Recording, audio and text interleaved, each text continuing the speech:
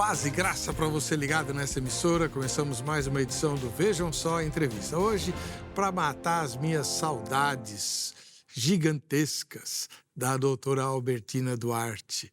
Eu me lembro com muita saudade, de forma muito viva, as entrevistas que ela deu ao Vejam Só, nos debates, na época eram debates, né? Durante o tempo em que ele era ao vivo, das 22 às 00h, de segunda a sexta-feira. Na época, era a virada do milênio, né? Os primeiros anos do século XXI, e um dos maiores fantasmas que parava sobre as famílias brasileiras era a gravidez na adolescência. Assunto sobre o qual, entre vários outros, a doutora Albertina se especializou. Ela que é ginecologista. Eu vou ler aqui o currículo da doutora Albertina. Mestre e doutora pela Universidade de São Paulo, referência nacional em saúde da mulher e do adolescente. Atua como coordenadora do Programa de Saúde do Adolescente e da Secretaria de Estado da Saúde de São Paulo e integra a equipe do Hospital das Clínicas da Faculdade de Medicina da Universidade de São Paulo. É reconhecida por sua atuação ética, humanizada e inovadora na defesa dos direitos das mulheres e da juventude. Paz e graça, doutora, que alegria tê-la aqui. Pastor, eu vou dizer que esses anos não passaram para o senhor. Espero que não tenham passado para mim. Mas o senhor disse uma coisa muito importante, porque há 20 anos atrás nós tínhamos, exatamente no ano 2000 nós tínhamos 750 mil partos em adolescentes, sem ser 750 mil.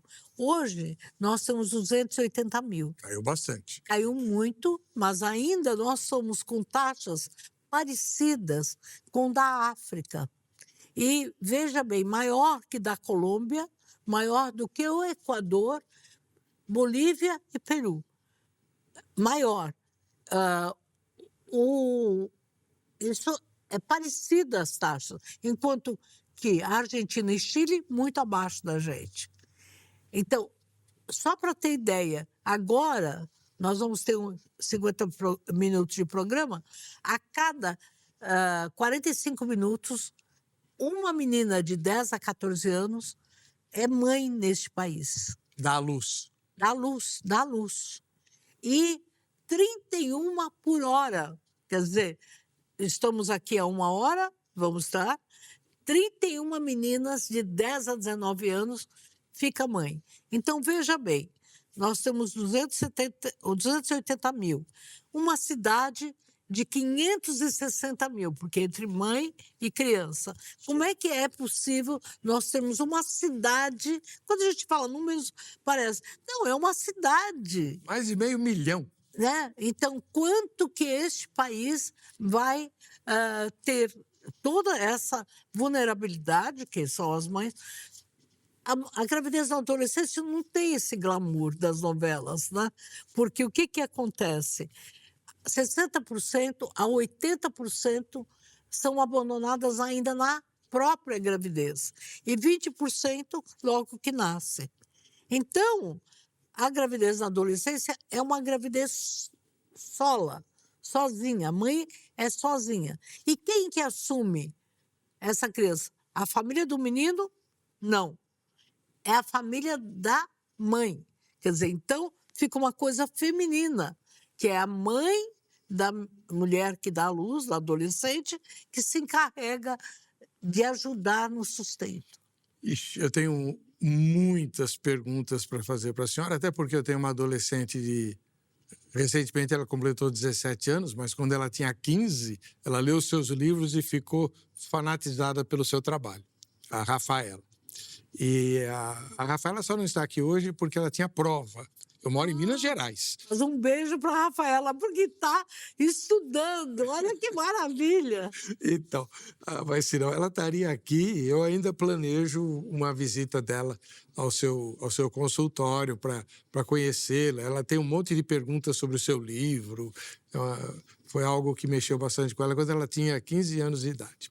Deixa eu avisar você que está assistindo a gravação que você tem um privilégio, né, de poder participar embora o programa não esteja sendo transmitido ao vivo, a gravação está pelo YouTube.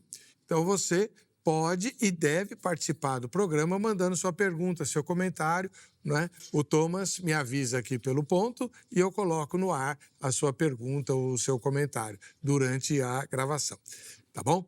E já vou pôr no ar também a nossa enquete. Vamos lá? Você conhece pessoalmente alguma adolescente que engravidou? Sim ou não? É uma pesquisa quantitativa. Você que está assistindo ao programa, conhece pessoalmente alguma adolescente que engravidou? Tá? No final da edição, a gente vai ver o resultado parcial da nossa enquete. Doutora Albertina Duarte, por que a senhora se interessou por gravidez na adolescência?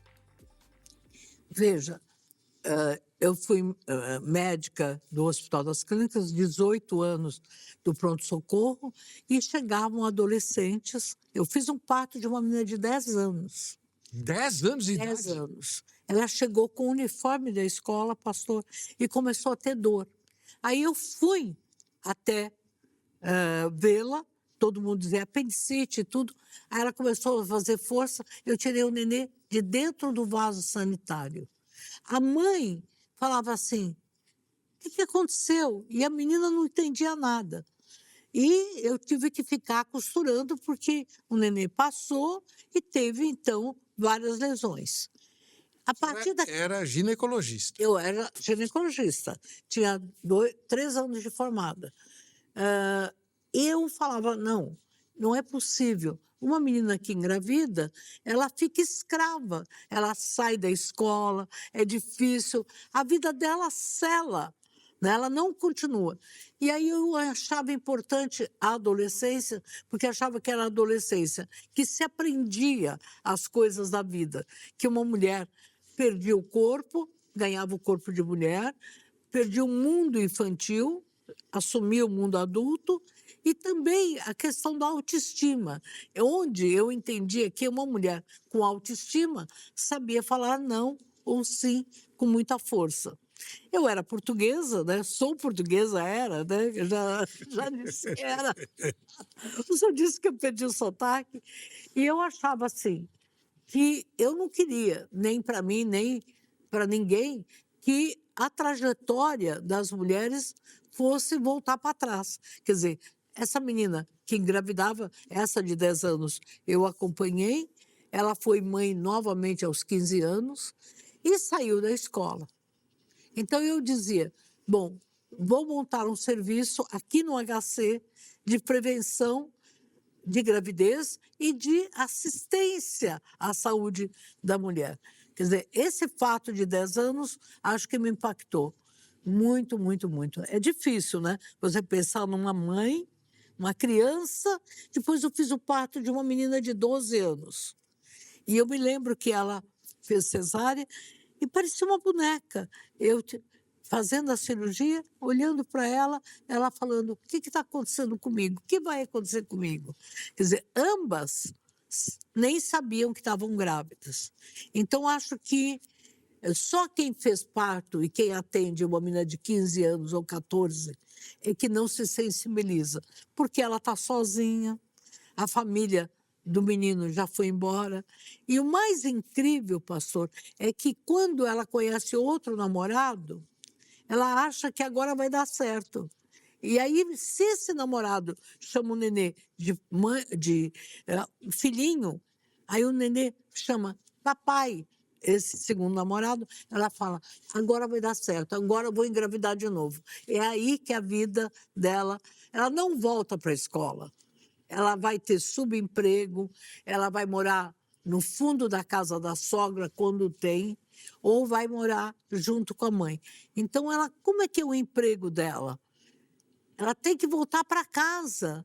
A mãe, ou a mãe deixa de trabalhar, quem cuida dessa criança? Nós não temos uma estrutura ainda, que espero que a gente tenha, de creches ou de serviços juntos na escola, para que essa menina volte a estudar. Então, o mais trágico, o que me gravou muito, entre outras coisas, na época que eu a conheci, é que nada disso seria necessário. Não há nenhuma necessidade de uma menina de 10, 12, 15 anos engravidar.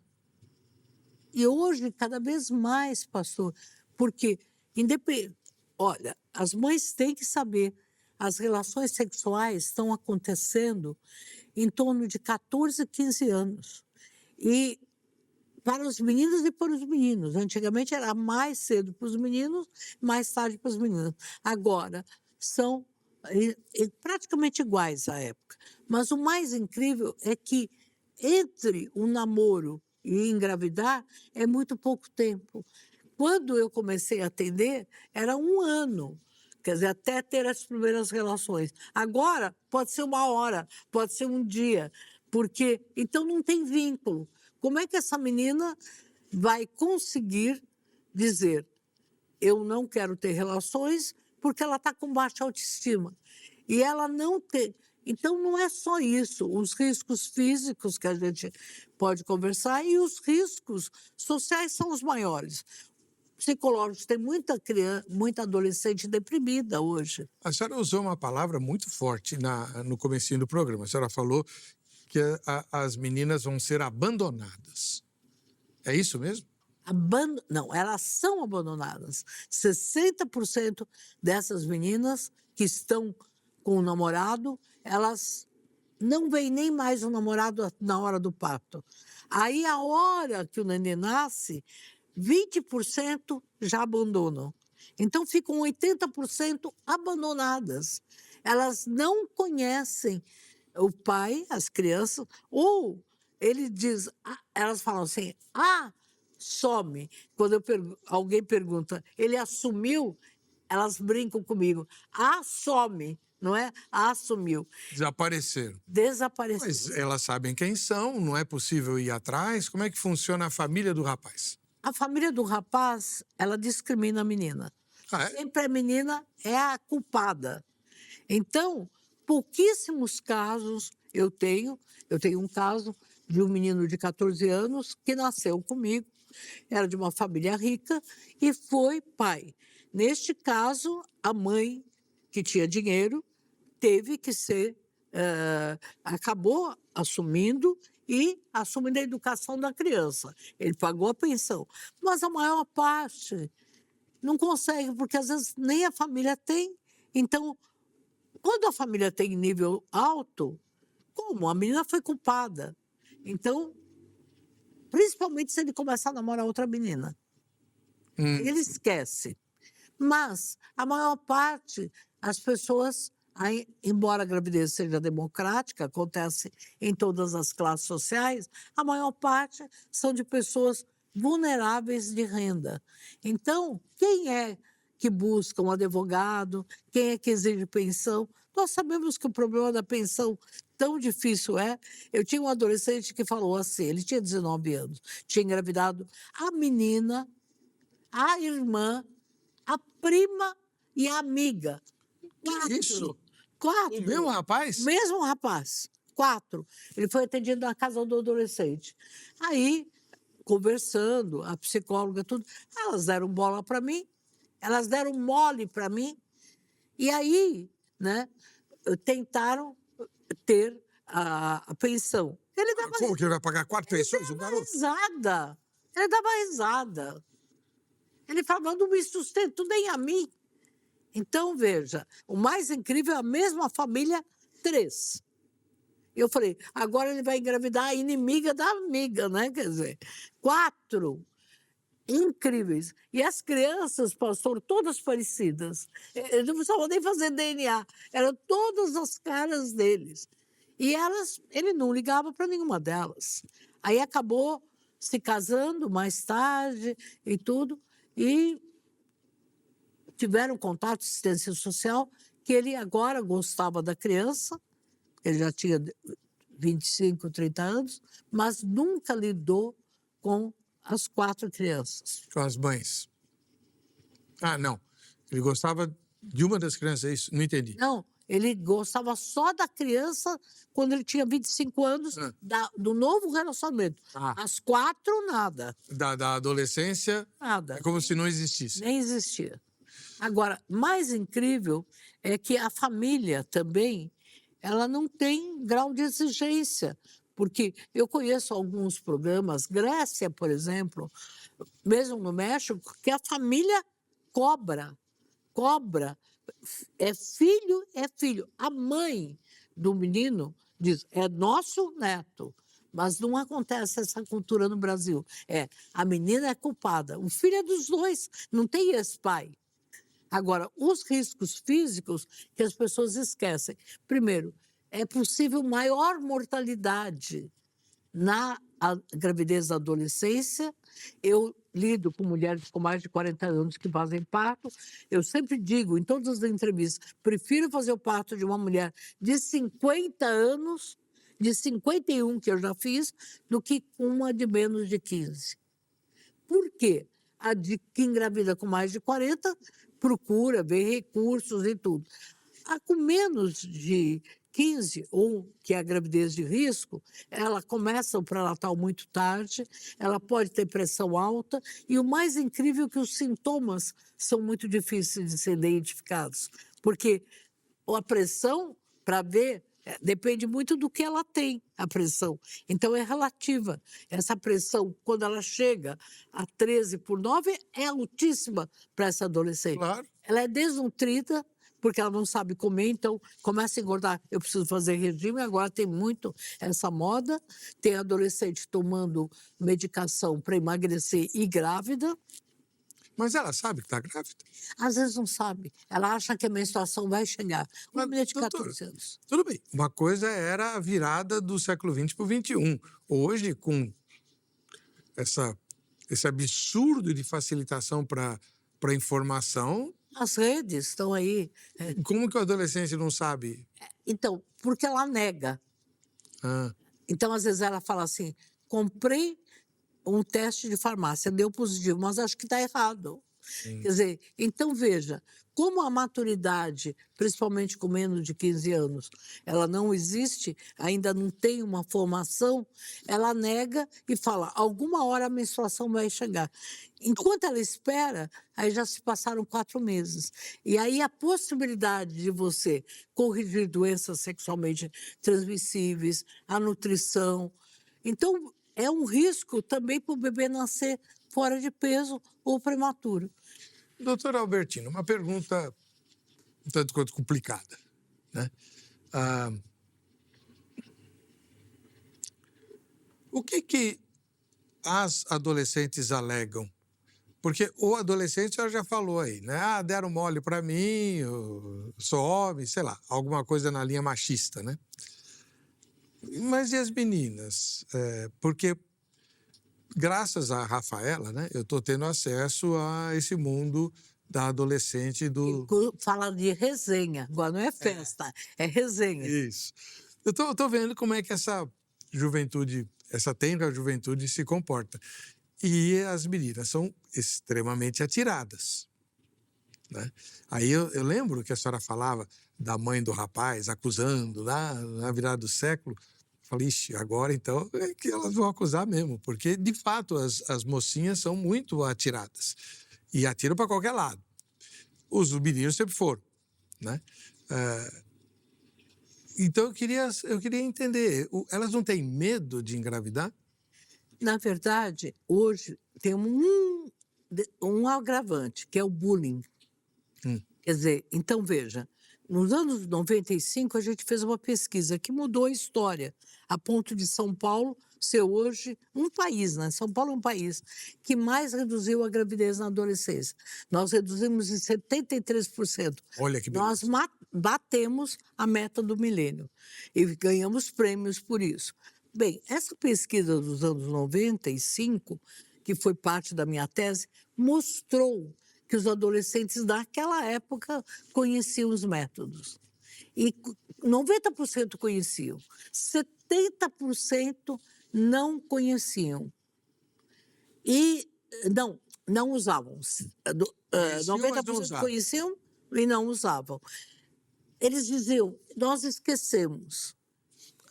10% falava, a gente não precisava fazer nada. Então, só 10%. Todos sabiam o que precisavam. O que a gente fez naquela época? Os meninos tinham medo de falhar na relação, então não usavam preservativo por medo de falhar, e as meninas tinham medo de não agradar. Isso foi determinante. Eu tenho falado nas minhas palestras, uma das razões de eu ter ganho vários prêmios foi porque essa pesquisa, medo de não agradar, é maior do que o conhecimento. Então, hoje, com o bullying, a adolescente fala, ele não gosta de mim, eu sou a única que não beijou na minha escola, na minha classe. Então, essa insegurança não é falta de informação, é insegurança, principalmente para a mulher. E essa insegurança faz com que ela seja submissa. Não é por desejo, porque o prazer, que todo mundo achava, é pelo prazer dos hormônios, o prazer só está presente em 20% das meninas e 27%, 28% dos meninos. O sentimento do medo de não agradar é muito maior do que o conhecimento. Então, veja, por isso que eu insisto, mãe, escola, você precisa conhecer essa adolescente e desenvolver habilidades. A menina que se sente apoiada, que se sente segura, ela consegue se prevenir. Mas se ela se sente insegura, se ela se acha feia, e hoje há listas desejáveis e não desejáveis, colégios caríssimos que dizem, eu sei de uma lista de estupráveis e não estupráveis. Quer dizer, muitas meninas falam, olha, deprimindo, tem menina fazendo regime de classe média altíssima, dizendo, não, na classe eu sou a mais feia. Então, veja, nunca a beleza foi tão valorizada como agora. Então, as redes sociais, com essas pessoas maquiadas, o filtro, todas lindas, não tem nem marquinha de vacina, nada. Então, isso gera insegurança. Então, se a insegurança era muito forte no fim do século passado, imagina agora com as redes sociais. Então, não é falta de conhecimento, essas meninas não são culpadas, elas são vítimas de uma sociedade que valoriza o corpo demais, né? E que dá tudo certo. Vamos lá. Doutora, temos algumas mensagens chegando. O Ernesto, ele diz assim, infelizmente a ansiedade por coisas de valor muitas vezes leva a decisões erradas. Não entendi muito bem o que o Ernesto quis dizer, né? Mas as decisões erradas têm a ver com essa ansiedade. Provavelmente isso que a senhora acabou de falar. A menina quer agradar ou é que ela quer se sentir desejada. Acho que isso que você falou é muito forte. O medo de não agradar, eu vou começar a usar agora essa frase. Ela quer se sentir desejada. E como ela rompe, porque faz parte da adolescência, romper os laços, ela já não é mais criança. A mãe não entende que é uma passagem. Ela, naquele momento, ela precisa se separar dos pais. Então, o grupo é fundamental. As famílias deviam fazer grupos de esporte, grupo de cultura, grupos religiosos. Quer dizer, a adolescente que fica dentro do quarto. Às vezes a mãe chega para mim, a minha filha é ótima, ela não sai, ela só fica no quarto. Tenho adolescentes com namorados virtuais há 2, 3 anos. Os selfies que as meninas estão fazendo. Então, hoje eu estou lidando com outro fenômeno, que não existia no século passado.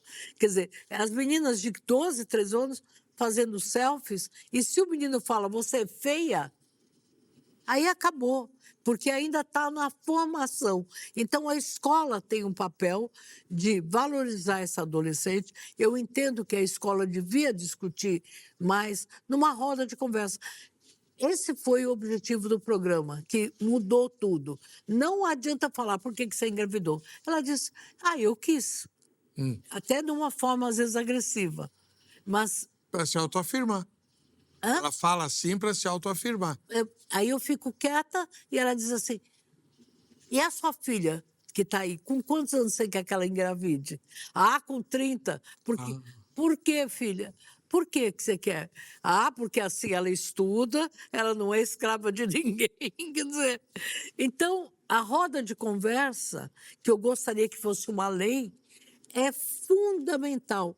Não adianta você atender adolescente assim. Por que você engravidou? Eu nunca fiz essa pergunta para nenhum adolescente. Eu falei, como é que você está agora? O que você está sentindo? O que você espera para sua filha? Quer dizer, porque se você pergunta por que engravidou, ela realmente é uma defesa. Ela se sente agredida. Se sente agredida, invadida. É. O Marcos Vinícius, de Belo Horizonte, diz, doutor, o acesso aos métodos contraceptivos é fácil para todos ou ainda existem barreiras? Marcos Vinícius, a gente tem uma coisa fantástica, que é o Sistema Único de Saúde, da qual eu tenho muito orgulho de ter ajudado a desenhar. Ajudei a desenhar o SUS. E os métodos anticoncepcionais estão disponíveis.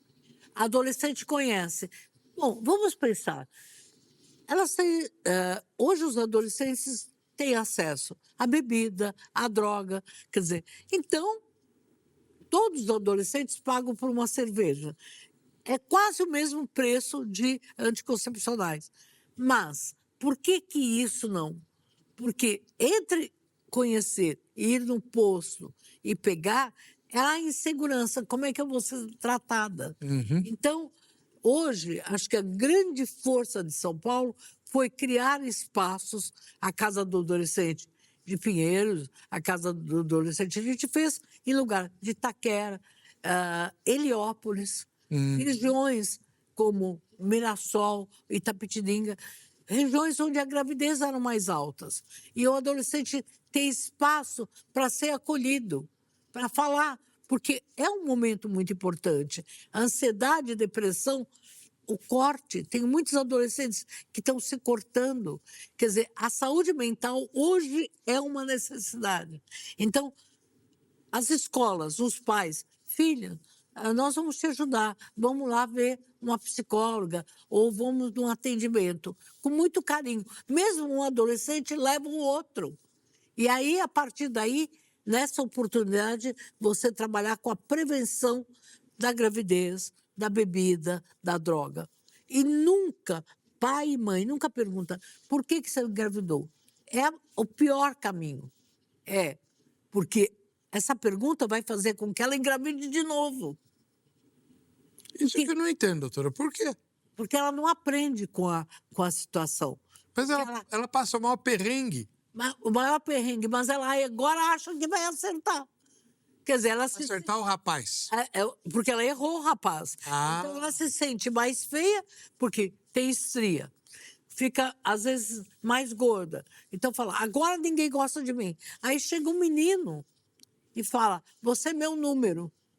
Ainda passa a mão na cabecinha do menino. O que você acha que vai... da criança, o que você acha que vai acontecer? Desta vez eu vou acertar. Eu vou ser desejada.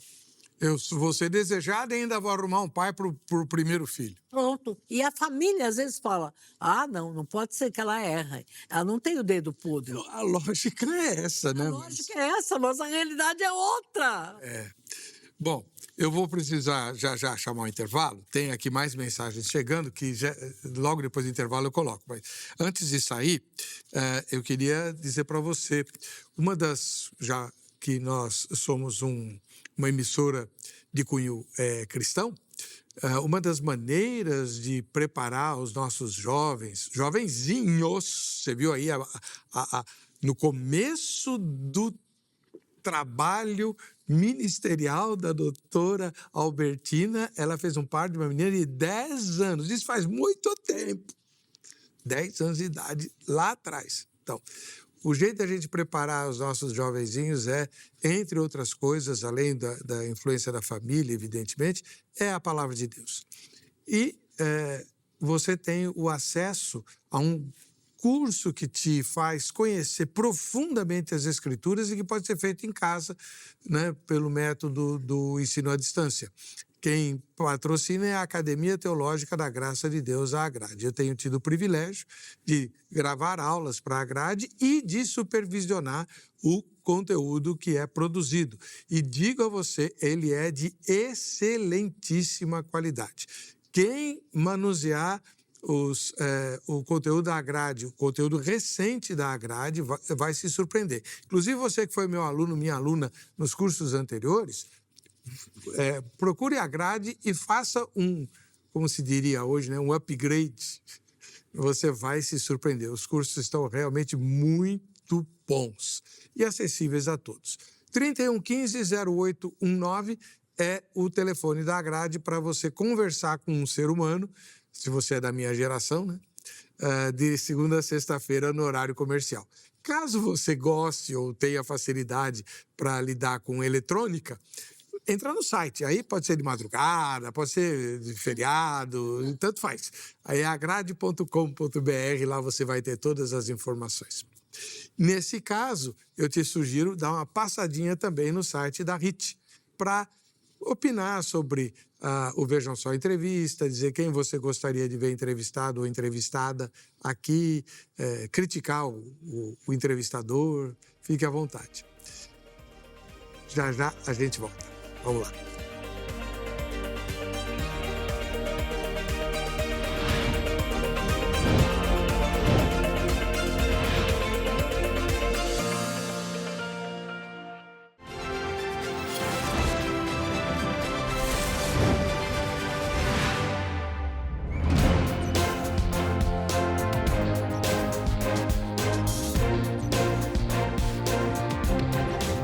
Muito bom, muito legal, né?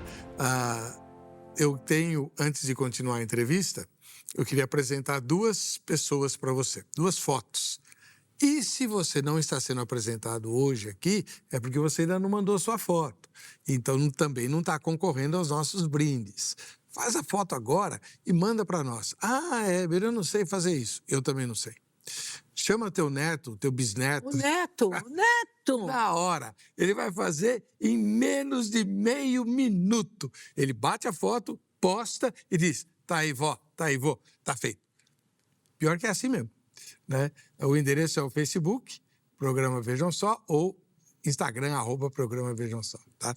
A gente tem a foto hoje aqui, lá do Rio Grande do Sul, em Santa Cruz, a Clair Pires, né, a nossa telespectadora lá. Deus abençoe, Clair. Um grande abraço para você. E em Taubaté, no interior paulista, na cidade lá do Monteiro Lobato, a Elaine Cristina é nossa telespectadora. Grande abraço, viu, Elaine? Fica na paz. Muito bem. Doutora, tem aqui um comentário da Fernanda. Fernanda Alves, ela é de São Paulo. Em muitos casos, a menina é quem sofre as consequências e o julgamento, enquanto o rapaz quase não é cobrado. Por que isso acontece? A família da menina não pode cobrar a família do rapaz? A família do rapaz pode até tentar se esquivar, mas... Olha, Fernanda, você disse em muitos casos. Não é em muitos, é em todos os casos.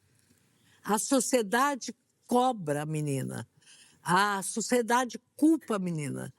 A família culpa a menina. Então, veja, vou dizer, a mulher, a menina adolescente, não é culpada, ela é vítima. Vítima, porque ela não foi preparada para uma decisão, a escola não preparou adequadamente, a própria família não e a sociedade não. Então, existe um aval para o adolescente. Eu lembro de um adolescente que tinha 15 anos e um menino 14, engravidou. Aí a mãe disse para mim, mas ela já é uma mulher. Meu menino é uma criança. Ai, meu pai, não acredito. Não. A senhora vai ter que repetir isso aí. Eu acho que eu ouvi errado. Como é que é o negócio? Então, o menino tinha 14, era loirinho, de olho azul, porque todo mundo acha que é só, como eu disse, a gravidez é democrática. E a menina tinha 15. Aí eu chamei os dois, conversando, o menino quieto, bem arrogante. E a mãe que veio junto falou: doutora, na minha consulta, na frente de todo mundo, doutora, a senhora tem que entender, ela já é uma mulher. Ela tem 15 anos. E o meu filho é uma criança. De 14. De Ah, não, 14. olha, sinceramente, é dose para elefante. Aí eu olhei bem e falei: se qualquer coisa que eu falar, essa mulher vai ter um motivo para se afastar. Eu falei: filha, é isso, mas não tem esse pai. Vocês não precisam ficar juntos, mas pai é para toda a vida. Por exemplo, se você se separa do seu marido, ele continua um pai. Então, o que a gente está querendo discutir é o pai, a presença. A família não é cobrada, porque fica com vergonha a família. Então, a primeira coisa é você sabe que é difícil cobrar uma dívida. Então, a família do pai, do menino, é tão arrogante, diz: quem mandou a sua menina se envolver? Ela que foi a culpada. Então, nós precisamos, eu acho fundamental o seu programa para que a gente entenda. Eu sou avó. Então, a avó, se meu neto engravidar, realmente é meu bisneto. Se a minha neta engravidar de alguém, é minha bisneta. Então, é preciso que os pais dos meninos e das meninas digam: o filho é de vocês, o que vocês vão fazer? Mesmo que vocês não fiquem juntos. Nós temos que ter essa cultura. Mas desde sempre a mulher foi culpada. Desde sempre. Desde o Jardim do Éden. Desde o Jardim do Éden. Doutora. É verdade. Quando a senhora começou o seu trabalho, a realidade jurídica do Brasil era um pouquinho diferente. Não muito, mas um pouquinho. Hoje a gente tem uma militância muito, muito forte, né? Aliás, a senhora faz parte dela. Aliás, nós temos várias militâncias, elas são diferentes em várias frentes. E há uma militância jurídica e também uma facilitação jurídica para os casos de estupro, onde o aborto é realizado com previsão legal e tudo mais. Esse tipo de facilitação interferiu no resultado da gravidez das adolescentes? Fazendo uma pergunta mais direta, as adolescentes também usam essa solução? Não, eu diria que não interferiu, até porque tem muito poucos serviços. E quero dizer que nós tivemos, há 2 anos atrás, que foi meu levantamento, 200 mil casos de aborto, de internações pós-aborto. E 50 mil foram meninas. Mas elas negaram que procuraram. Então, veja bem, o aborto legal assistido é muito difícil, é muito tempo. Às vezes ela fica tanto tempo na fila que o bebê nasce. Mas um alerta para as mães e para toda a sociedade. Menina que às vezes a família provocou o aborto, pediu para o aborto, quando a menina é rica, aí o aborto é legal, mesmo que ela tenha 17 anos. A família paga e faz. É muito raro essa família não assumir. Bem, então ela assume o aborto. O que acontece? Essa menina volta a engravidar. Não diga. Então, veja, 2 situações. Se ela engravida na adolescência, metade engravida novamente depois. 2 anos. Mas se ela aborta, 6 meses depois ela volta a engravidar. Ela não foi preparada. Então, ela é tão frágil, tão culpada, que, de repente, desnorteada, ela tenta reparar. Então, veja, é importante entender, se houve uma procura do aborto legal, né, jurídico, essa menina tem que ter assistência, porque ela volta a engravidar. Se foi uma mãe que resolveu dar um jeitinho, também ela volta a engravidar. Porque ela diz: não era bem o que eu queria. Veja, eu eliminei meu filho, então agora quero outro filho de volta. Então, veja, a cabeça não é como as pessoas pensam. Do mesmo jeito que ela não aprende, ela com não tem uma lição de casa. Ah, eu engravidei, não engravidei mais. Não, eu engravidei. É que nem o repetente. Eu repito de ano, agora eu sei tudo. E eu não vou na escola porque agora eu já sei tudo. Então é preciso que quem engravida, eu tenho esse trabalho da redução da segunda gravidez, busque imediatamente métodos anticoncepcionais, uma assistência psicológica também, porque a menina que engravida e que não é preparada, ela faz atos de violência contra a criança. Não diga. Isso existe uma pesquisa da Escola Paulista. Claro que nós estamos trabalhando para que ela assuma. Mas não tem nada a ver com a depressão pós-parto. Não, tem a ver com a irritabilidade, quer dizer, a culpabilidade. Essa criança simbolizou que eu me afastei das minhas amigas, que me afastei.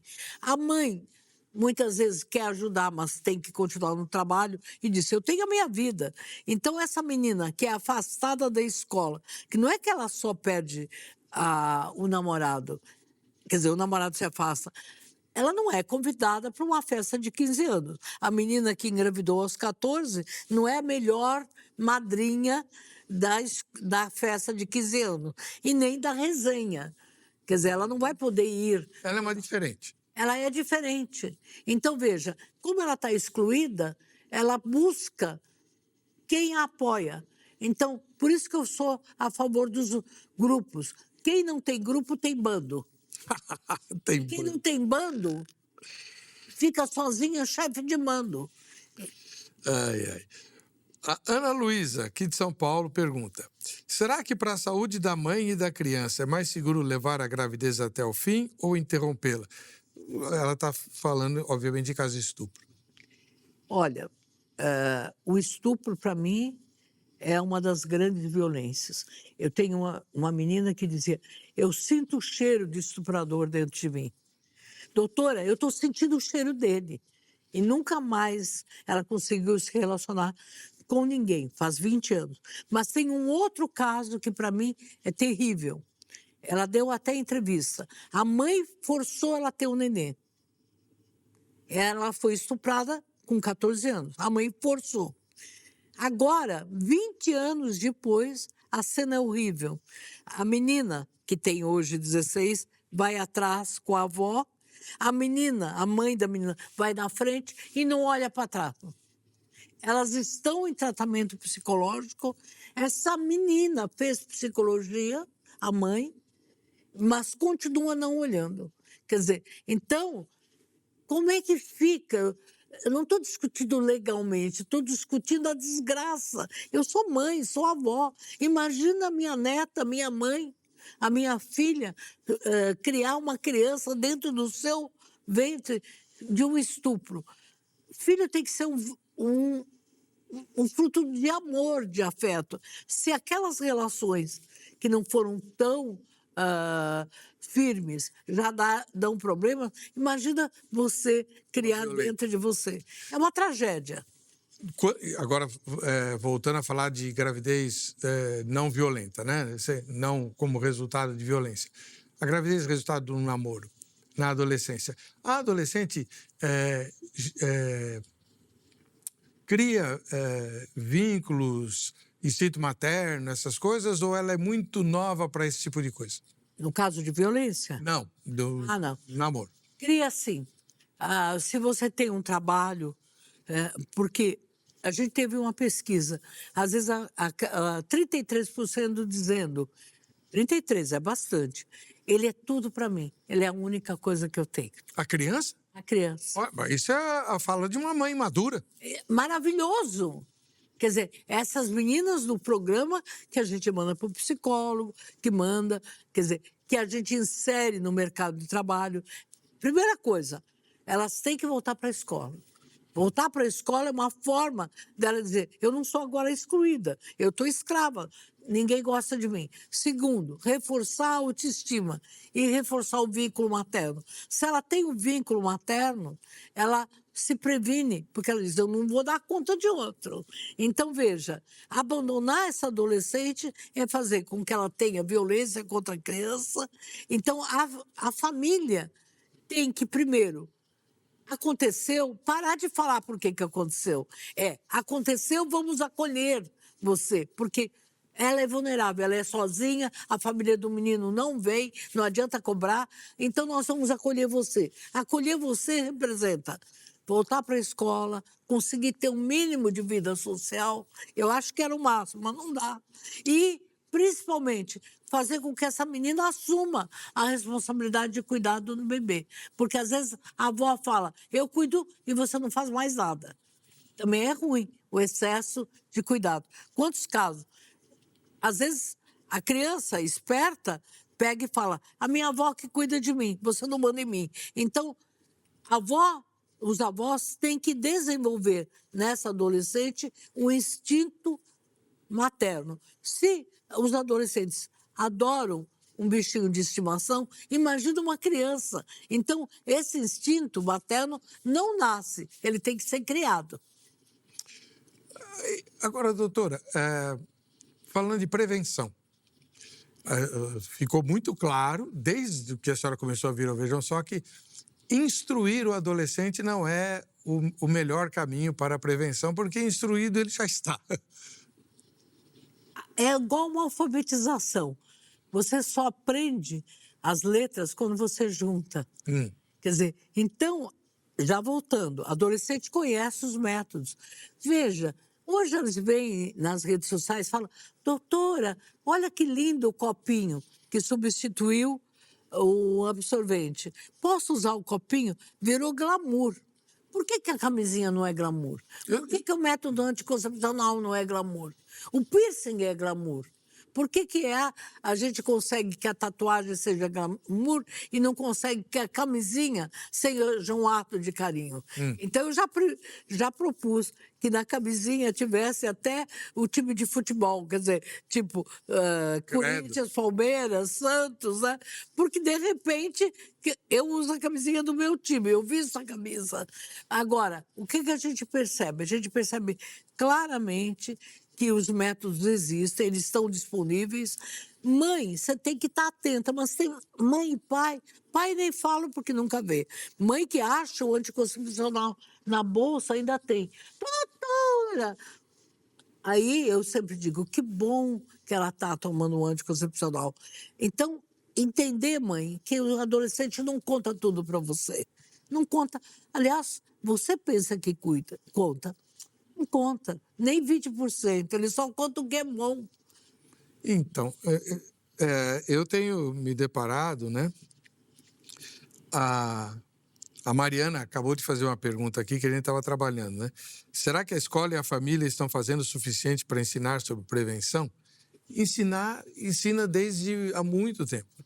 Não é falta, ainda mais hoje, né, com todos os recursos da internet, não é falta de acesso à informação, é falta de responsabilidade para usar. Segurança. E mais do que isso, uma coisa que, acredito eu, por motivos ideológicos, eu não posso cravar que seja isso, mas a minha teoria é que, por motivos ideológicos, boa parte dos educadores se recusa a insistir no fato científico de que jovens não têm o córtex pré-frontal pronto. Portanto, não podem tomar decisões e fazer escolhas definitivas sobre a sua vida. Eles não têm condição de fazer isso. Não é à toa que você só tira a CNH depois dos 18 anos. Não é à toa que a lei diz que você só é plenamente senhor de si após os 21 anos de idade. É quando o córtex está pronto. Então, essa história de dizer que o adolescente pode escolher tudo e decidir a vida dele, isso é um ato criminoso do educador. E se algum educador se sentir ofendido por essa minha fala, se ele faz o que eu estou dizendo que ele está fazendo, a gente vai discutir isso nos tribunais. Não tem problema nenhum. Eu assumo o que eu digo. Agora, nós estamos ainda insistindo, por exemplo, essa pergunta da irmã Mariana mostra isso. Será que a escola e a família estão fazendo o suficiente para ensinar sobre prevenção? Para ensinar sobre prevenção, com certeza. Agora, para ensinar a viver, é que não estão fazendo. Resta ver se os alunos aprendem. Como diz o meu professor, eu estou ensinando, resta ver se eles aprendem. Então, não adianta aulinha. Por favor, não é aulinha. A escola teria que fazer rodas de conversa. A roda de conversa faria com que o educador pudesse não estar no centro, ele ficaria um coordenador e faria-se um espaço de escuta, onde a primeira pergunta seria essa: por que vocês acham que os adolescentes se engravidam? Essa pergunta que o senhor fez agora, conhece algum adolescente que engravidou? O que a escola pode fazer para essas adolescentes e para esses pais que engravidam? Podemos ter, quer dizer, e também não é falar sobre anticoncepção, aquilo que você falar, é sobre os sentimentos, sobre o cotidiano. Se hoje nós temos um problema da saúde mental, do bullying, então, se a gente trabalhar com a autoestima, quer dizer, gravidez é um dos riscos, a droga é outra, a ansiedade é outra. Se você trabalha o todo, ninguém vai falar, usa, engravida, não engravida, tenha relações depois do casamento. Não é essa a questão. A questão é como é que você está e o que você espera de você para o futuro. Claro que não é essa a pergunta. Conte o cotidiano. No primeiro momento, eles vão dizer que não, que está tudo ótimo e tudo. Mas quando eu pergunto, vocês conhecem alguma menina que engravidou? Essa sua pergunta maravilhosa. Elas dizem, conheço. O que aconteceu com ela? Ah, tudo de ruim. Quer dizer, tudo de ruim. Então, eu acho que acho não, é uma proposta, roda de conversa na escola, uma vez por mês ou uma vez por semana. Eles não gostam da aula, tem um monte de aula que eles nem olham. Aula de português, às vezes não gostam. A matemática, podia ser matemática, vamos calcular o ciclo menstrual, quer dizer, mudar a matemática. Quer dizer, isso torná-la mais prática. Tornar mais prática, porque hoje eles usam a maquininha e nem querem saber. O aplicativo do ciclo menstrual. Se tem tudo isso, é porque aquilo que você falou, o córtex não está pronto, e também a autoestima e a autoimagem não autoriza o comportamento. Não é ensinar, é fazer com que eles aprendam a se amar. Amar e sonhar com um futuro melhor. Grande verdade. Pena que o nosso tempo acabou. Eu ainda tinha algumas perguntas aqui, mas vão ficar para a próxima entrevista com a doutora Albertina Duarte Takeuchi. Esse é o último nome? Takeuchi. Esse é o Brasil, né? Fui casada há muitos anos, não fui divorciada, meu marido morreu. Takeuchi é japonês e é aqui só neste país que uma portuguesa como eu casa-se com um japonês, não é verdade? Doutora Albertina é um ícone, né, do trabalho com a gravidez na adolescência, e não só na adolescência. Essa madrugada, ela está aqui gravando, ainda é cedo, é bem cedo aqui em São Paulo, e ela estava fazendo um parto. Não, uma esteroscopia, porque é uma paciente que sangrou, eu tive que tirar o mioma às 2h da manhã. Quer dizer, e aí eu falei, não, preciso estar bem, né? Aí a primeira coisa que eu perguntei, estou com cara de cansada? Não. E aí eu vou dizer uma frase do Walter Ugumã. Ele disse, olha, os sonhos, eu não preciso dormir para sonhar. Quem sonha no tempo de dormir são aqueles que desistiram. Quem sonha no tempo de dormir são os que desistiram. Olha. E você, pastor, todos nós que sonhamos com um mundo melhor, esse tempo do acordado é da realização dos sonhos. A Silvia fez um comentário. Infelizmente, conheço sim, acaba com a vida do adolescente e da família. É triste demais. Vamos ver o resultado da enquete, que eu já estourei o tempo aqui do programa, né? Você conhece pessoalmente alguma adolescente que engravidou? 86% responderam que sim. Claro. 14% Porque a cada 9 bebês que nascem, um é de mãe adolescente, com certeza você conhece 10 pessoas, né? E a doutora Albertina está falando de bebês que nascem, que a gravidez foi até o fim. As que nascem. Agora você imagina as que não foram até o fim. Então, a quantidade que está acontecendo em plena era da informação. Doutora Albertina, que Deus ilumine cada vez mais seu caminho e a abençoe ricamente. Olha, muito obrigada, foi um prazer. Eu acho que toda vez que a gente tem um programa como este, da informação, 1% que ficar é revolucionário, é mudança. E é lucro, com certeza.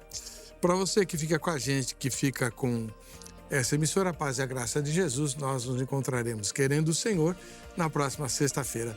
Até lá.